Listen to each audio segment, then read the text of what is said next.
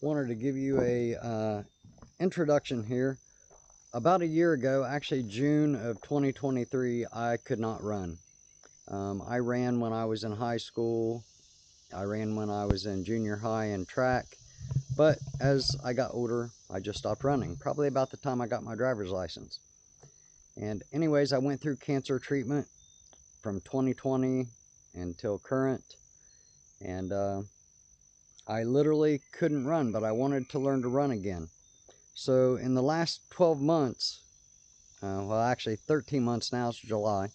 So in the last 13 months, I've ran 2 5Ks, I ran a 10K, and I'm actually training for my third 5K. Now, June of last year, I couldn't run 25 feet. I could physically run it.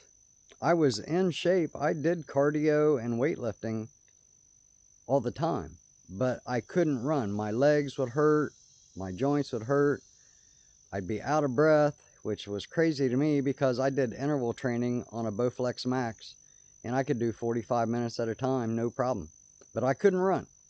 So anyways, this channel is to help other people who cannot run learn how to run again. It's really not that hard. So stick around, I'm gonna have a lot of videos.